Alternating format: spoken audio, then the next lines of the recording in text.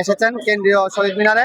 ওনার 15 ডিসেম্বরের মধ্যে নবম বেতন স্কেল গেজেট প্রকাশ করার দাবি।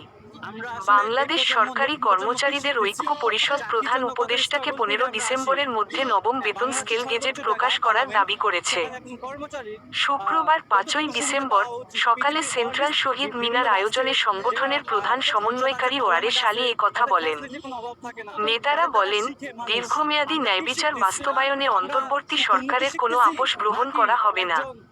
নবম বেতন স্কেল জানুয়ারি থেকে 15 ডিসেম্বরের মধ্যে গেজেট প্রকাশ করে বাস্তবায়ন করা উচিত। আমাদের মজুরি এবং বেতন বৈষম্য বন্ধ করতে হবে। তারা আরও সতর্ক করেছে যে এই সময়ে কোনো গেজেট না থাকলে প্রধান উপদেষ্টাকে পদত্যাগ করতে হবে। এই মহান সমাবেশে যোগ দিয়েছেন বিভাগ, জেলা ও উপজেলার সরকারি কর্মচারী। বিশেষ প্রতিনিধি মোহাম্মদ নূরে আলম, ঢাকা। তুমি কেন এভাবে চলতে পারো না? তুমি তো সংসদে জব করো, তাহলে আমি তো বেতন পাইবি যে অল্প কয় টাকা, সেখান থেকে আমি একজন ফার্স্ট ক্লাস অফিসারের সাথে কেমনে ম্যাচিং করে চলবো?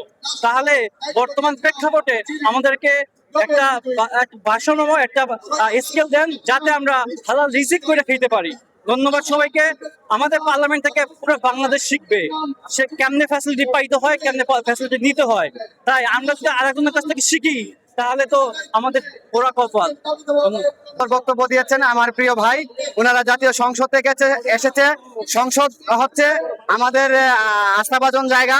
এখান থেকে ওনারা একটুকু বলেছে, আমরা হালাল বেতনে বসবাস করতে চাই, আমরা দুর্নীতি চাই না।